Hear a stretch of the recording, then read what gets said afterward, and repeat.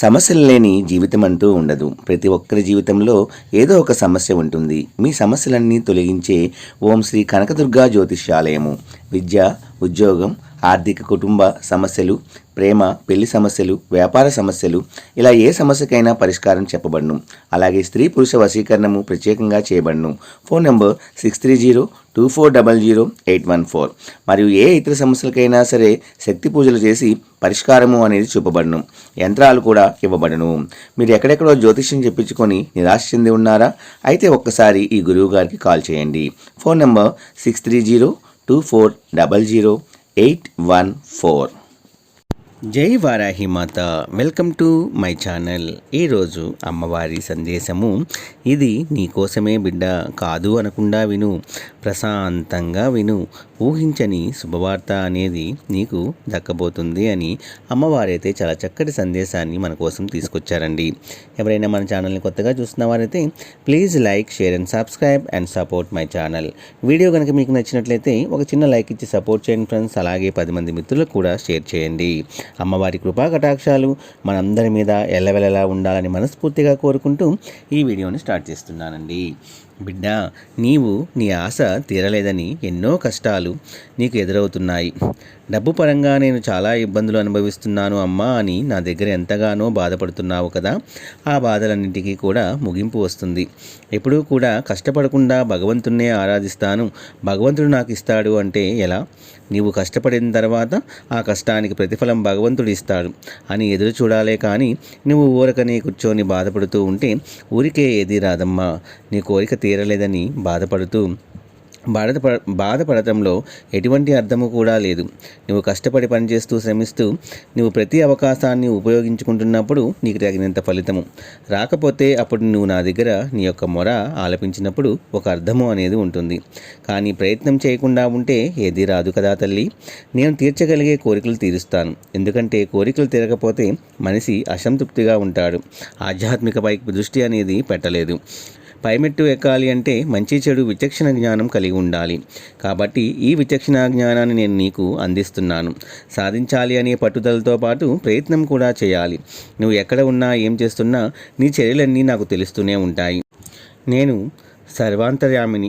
నా యందు ఉన్నవారికి ఎటువంటి కష్టాలు ఉండవు. నువ్వు ఎదుటి వారితో పోల్చుకోకు. నువ్వు ఇతరులతో పోల్చుకుంటే నీ కష్టాలు తీరుతాయా? నువ్వు శ్రమించి నువ్వు కష్టపడాలి. భగవంతుడు నీకు ఎంత ఇస్తాడో అదే నీకు అందుతుంది. అత్యాశ అనేది పనికిరాదు బిడ్డ. ఆశ పడవచ్చు కానీ అత్యాశ అనేది పడకూడదు. దీనికి సంబంధించి ఒక కథ చెబుతాను విను. ఒక ఊరిలో గోవిందుడు మేకలు కాసేవాడు. అతడు అడవికి తీసుకుపోయి వాటిని మేతకు వదిలేవాడు. అతడు తెలివిగా వాటి మెల్లో గంటలు కట్టాడు. అవి ఎంతో దూరం పోయినా ఆ గంట శబ్దంతో పసిగట్టేవాడు. అవి మేత మేసేటప్పుడు ఇతడు కట్టెలు కొట్టేవాడు. తనకిష్టమైన మేకకు మంచి గంట కట్టాడు.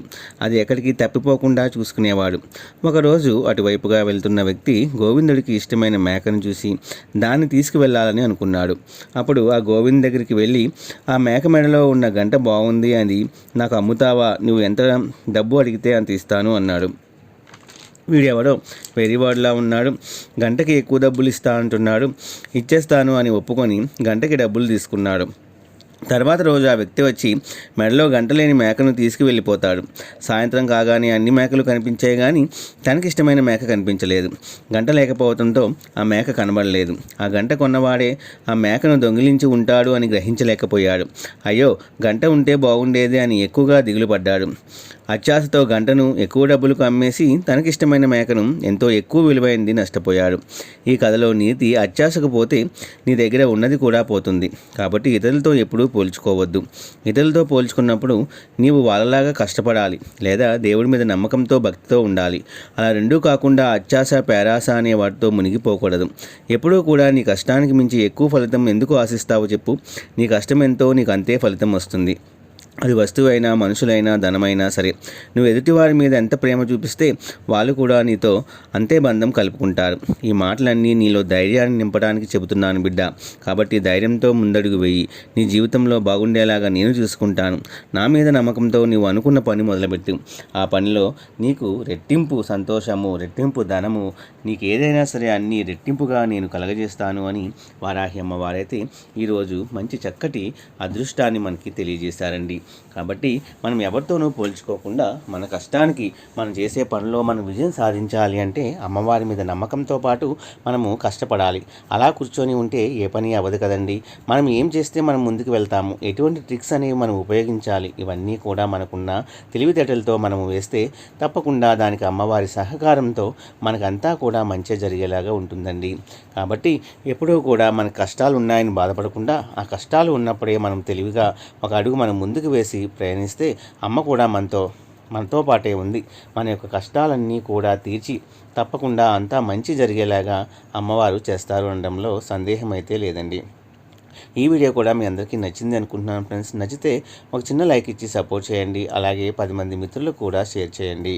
జై వారాహి మాత, జై జై వారాహి మాత.